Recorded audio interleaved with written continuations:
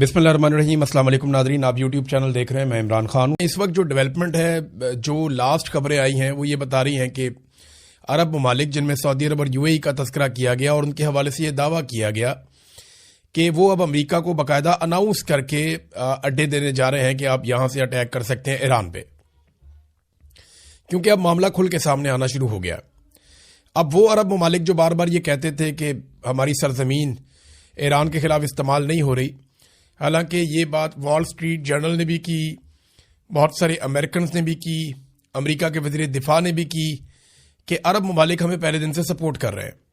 और ईरान बार बार कहता है कि हमारे पास सबूत हैं कि इस सरजमीन से, यानी अरब ममालिक की सरजमीन से हमारे ऊपर बार बार हमले हुए हैं। ये बात वो दावा करता है ईरान।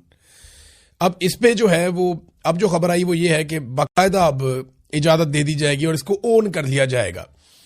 अब पाकिस्तान इस लड़ाई में उतरता हुआ दिखाई दे रहा है। उसकी वजह यह है कि पाकिस्तान की मिलिट्री एस्टेब्लिशमेंट ये समझती है कि अगर ईरान के साथ पाकिस्तान की फ़ौज लड़ेगी तो सिर्फ जो शिया कम्युनिटी है उन्हें प्रॉब्लम होगी। ऐसा नहीं है, इस मरतबा शिया सुन्नी डिवाइड कोई नहीं है, क्योंकि देखें जब कोई मुसलमान मुल्क आपस में लड़ेंगे तो फिर डिवाइड हो सकती है, लेकिन जब एक मुस्लिम मुल्क के ऊपर इसराइल ने और अमेरिका ने अटैक किया तो वो ऑटोमेटिकली अवाम जो है उनके जज्बात वो भड़क जाते हैं और वो उस मुल्क के साथ खड़े होंगे, चाहे वो शिया है चाहे वो सुन्नी है। यानी अगर किसी अरबी मुल्क के ऊपर या तुर्की के ऊपर या किसी और ऐसे मुल्क के ऊपर जो सुन्नी मुल्क है उस पर अगर अटैक कर दे अमेरिका या इसराइल तो ऑटोमेटिकली सबकी हमायत, चाहे वो शिया है चाहे वो सुन्नी है, उनकी सबकी हमायत उसी मुल्क के साथ चली जाएगी। तो इसी तरह ईरान के साथ है पाकिस्तान के शिया सुन्नी दोनों तरह के लोगों की हमायत। अब जो शिया उलमा इकराम को बुला के बकौल शिया उलमा इकराम के उन्हें कुछ नामुनासिब तरीके से ट्रीट किया गया फील्ड मार्शल आसिम मुनीर की जानिब से, और एक जैसे तंबीह की जाती है कि इधर कोई मुझे गड़बड़ नहीं चाहिए, पाकिस्तान में हम जो करें जैसे करें, हम एक मुआहदे में हैं। अब दिफाई मुआहदे के अंदर ये गए बगैर पार्लियामेंट के, बगैर कैबिनेट के, बगैर किसी मुशावरत के। वो दिफाई मुआहदा है क्या, कौम को तो ये भी नहीं पता। बहरहाल वो कहते हैं कि हम दिफाई मुआहदे में हैं और उसकी वजह से हमें जाके वो करना पड़ेगा जो हमें कहा जाएगा। तो ऐसा लगता है कि वो वक्त बहुत करीब आ गया है और अब ज़हनी तौर पे सबको तैयार किया जा रहा है। ये बात तो मैं आपको बता दूं, तेल के बहरान की वजह से आलमी मंडी में तेल की कीमतें बढ़ रही हैं, यही जंग की वजह से, और अमेरिका अलग अलग तरीके करने की कोशिश कर रहा है, लेकिन डोनाल्ड ट्रंप बहुत बुरी तरह फंस गया। अब इसमें से निकलना है तो सबको इन्वॉल्व करना पड़ेगा, या तो सारे इन्वॉल्व हो जाए या डोनाल्ड ट्रंप निकल जाए। अब इसके ऊपर तो हम बात करते रहेंगे, लेकिन पाकिस्तानियों की राय बड़ी इंपॉर्टेंट है। हमने पाकिस्तानियों से दो तीन बड़ी इंपॉर्टेंट, बड़ी अहम चीजें पूछी हैं। एक, हमने पूछा है पाकिस्तानियों से कि क्या पाकिस्तान को इस जंग में जाना चाहिए ईरान के खिलाफ, यानी मजबूरी है ना, जंग के अंदर उतरना पड़ेगा। आर्मी चीफ ने खुद कहा कि अगर ईरान सऊदी अरब के साथ मामला नहीं करता ठीक अपना, तो फिर हमें जाना पड़ेगा, सऊदी अरब बुलाएगा तो वो तो अब दिखाई दे रहा है कि वो मामला ठीक नहीं हो रहा, तो फिर आपको जंग में जाना पड़ेगा। तो इस पे पाकिस्तानी शहरी क्या कहते हैं, उनकी मैंने राय ली है। और दूसरा जो सवाल हमने पूछा कि डोनाल्ड ट्रंप को पाकिस्तान के आर्मी चीफ और वजीर आजम ने मुलाकातों के बाद अमन के नोबेल इनाम के लिए नामजद कर दिया। आर्मी चीफ जब गए थे लंच करके आए डोनाल्ड ट्रंप के साथ, उसके बाद पाकिस्तान की हुकूमत ने कहा जी कि इससे अच्छा आदमी कोई नहीं है, तो अमन का नोबेल इनाम डोनाल्ड ट्रंप को दिया जाए। अब वो नामजदगी पाकिस्तान वापस नहीं ले रहा, हालांकि डोनाल्ड ट्रंप ने यह तक कह दिया कि तफरीह के लिए वो दूसरे मुल्क के या ईरान के बहरी जहाज डबो देते हैं। और डोनाल्ड ट्रंप ने जिस तरह माधुरो को अगवा करवाया, एक मुल्क का प्रेसिडेंट ही उठा लिया वेनेजुएला में से, और जिस तरह वो बाद में ये कह रहे थे कि ग्रीनलैंड पे हमें कब्जा चाहिए, वो भी हम ले लेंगे।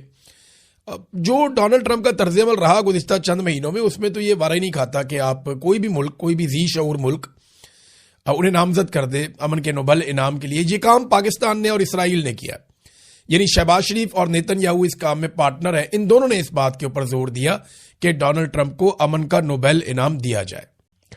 जो डोनाल्ड ट्रंप और नेतन्याहू ने अटैक किया है ईरान की गैस फील्ड पे, पारस जिसका नाम है, बहुत बड़ी गैस फील्ड है। ईरान का बहुत हद तक एनर्जी का इसके ऊपर इन्हिसार है, यानी 80% ईरान को कहा जाता है कि गैस यहाँ से मिलती है। जो बिजली की उनकी पैदावार है उसका एक बड़ा हिस्सा यहाँ से पैदा होता है। तो इसके ऊपर हमला एक पैगाम था, ये डोनाल्ड ट्रंप की जानिब से खबर आई कि ये एक ऐसा पैगाम था जो ईरान को बताया गया کہ ایران آبنائے ہرمز کو کھول دے اور آبنائے ہرمز کے اندر جو کنٹرول کر رہا ہے چیزوں کو وہ نہ کرے. لیکن کیا ایران نے یہ پیغام وصول کیا؟ ایران نے فوری طور پہ اس معاملے کے بعد ایک سخت وارننگ جاری کی تھی, اور ایک وارننگ انہوں نے دوبارہ جاری کی ہے, یعنی ایک حملہ کرنے سے پہلے, ایک حملہ کرنے کے بعد. دیکھیں, ایران نے یہ والا حملہ ہونے سے پہلے کہہ دیا تھا کہ اگر ہماری تنصیبات پہ اٹیک کیا جائے گا تو ہم خطے میں باقی تنصیبات پہ بھی اٹیک کریں گے. پھر فوری طور پہ انہوں نے رد عمل دیا. وہ کیا دیا میں آپ کو بتاتا ہوں. لیکن اس رد عمل کے بعد ایران نے پھر وارننگ جاری کی ہے. ایران نے کہا کہ اگر اب دوبارہ ایسا کیا گیا تو امریکہ سے منسلک خطے کے تمام توانائی مراکز کو راکھ میں بدل دیا جائے گا. یہ ایران نے, وہ خودکشی پہ اترا ہوا ہے. ایک خودکش بمبار ہوتا ہے نا, جو اپنے آپ کو بھی مار لیتا ہے, سب کو مار لیتا ہے. اس پوری جنگ کے اندر جو سب سے بڑی مصیبت تھی وہ شاہد ڈرون تھا, وہ بھی خودکش ڈرون تھا. یہ لڑائی خودکشی پہ ہے. سب سے پہلا بڑا خودکش حملہ جو ہے وہ آیت اللہ علی خامنائی نے کیا, کہ انہیں پتا تھا کہ وہ شہید کر دیے جائیں گے. انہیں بتایا بھی گیا, انہوں نے کہا نہیں, میں جب شہید ہو جاؤں گا پھر میری قوم کھڑی ہو جائے گی, اور وہی ہوا. تو یہ ایران, پوری لڑائی کا جو ڈیزائن ہے ایران کا وہ خودکشی والا ہے. وہ کہہ رہا ٹھیک ہے آپ ہمیں تباہ کریں, ہم آپ کو تباہ و برباد کر دیں گے, اور امریکہ کی چودراہٹ نہیں رہے گی. اب یہ لڑائی اس انداز میں ہو رہی ہے. ایران نے کیا کیا ہے اس کے بعد؟ ایران نے پہلے یہ وارننگ جاری کی کہ علاقے خالی کیے جائیں جہاں جہاں پہ آئل فیلڈز ہیں اور جہاں جہاں پہ گیس فیلڈز ہیں. اور اس کے بعد ایران نے جواب کے طور پہ جو اٹیک کیا, جو اب تک اطلاعات آ رہی ہیں, ایران کی جانب سے کنفرمیشن آ جائے گی, لیکن عرب ممالک کہہ رہے ہیں کہ یہ ایران نے کیا.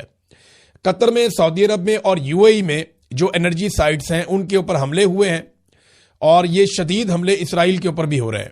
جبکہ ابھی وارننگ جاری کی گئی ایران کی جانب سے کہ اسرائیل کی جتنی بھی ریفائنریز ہیں یا تیل سے منسلک, گیس سے منسلک جتنی ان کی مقامات ہیں وہ سارے خالی کر دیے جائیں, کیونکہ اب ایران وہاں پہ بڑا حملہ کر سکتا ہے. قطر نے بتایا کہ وہاں پہ راس لافن جو گیس فیلڈ ہے اسے بڑا اچھا خاصا نقصان پہنچا ہے ایرانی حملے کی وجہ سے. انہوں نے ایران کے بارے میں کہا, اور اس کے بعد قطر نے ایران کا جو سفارتی عملہ ہے انہیں ناپسندیدہ شخصیت قرار دے کر 24 گھنٹوں میں قطر کو چھوڑنے کا انہیں حکم جاری کر دیا کہ قطر کو چھوڑ کے چلے جائیں وہاں سے. اور انہوں نے بڑا زبردست قسم کا, سخت قسم کا مذمتی ایک بیان بھی قطر نے جاری کیا ہے.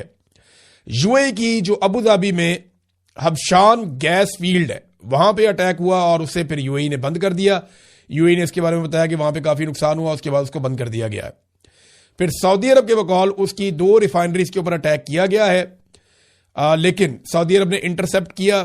مجھے ایسا لگتا ہے کہ ایران نے سعودی عرب پہ جو اٹیک کیا وہ جان بوجھ کے اس نوعیت کا تھا کہ سعودی عرب نے اس کو انٹرسپٹ کر لیا اور اتنا نقصان نہیں ہوا. 4 لوگ زخمی ہوئے ہیں, جو ملبہ گرا میزائلوں کا نیچے اس میں 4 لوگ زخمی ہوئے ہیں. سعودی عرب نے یہ سٹیٹمنٹ دیا کہ ایران کا جو کچھ بھروسہ بچا تھا وہ ان حملوں کے نتیجے میں چلا گیا, اور سعودی عرب نے یہ بھی کہا کہ وہ ایران کے خلاف فوج